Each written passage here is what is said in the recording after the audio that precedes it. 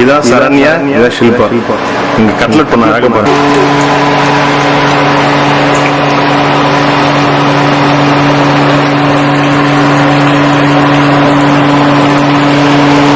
Describe பண்ணுங்க cutlet எப்படி பண்றது பத்தி. தேவையான பொருட்கள் உருளைக்கிழங்கு, பீன்ஸ், பட்டாணி.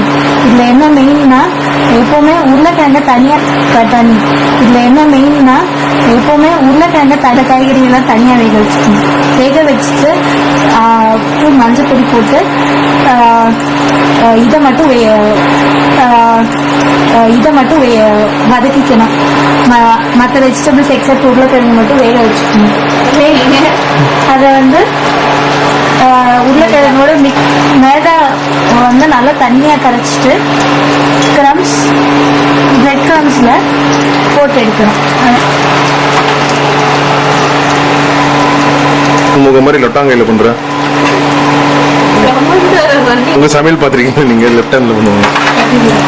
இந்த அழகாக மைதா மாவு கொய்த்தெடுத்து பிரெட் கிரம்ஸ்ல போடணும். தீயத்தில் வச்சுக்கணும். அது நல்லா அப்பதான் நல்லா ப்ரௌனா மாறிடும்.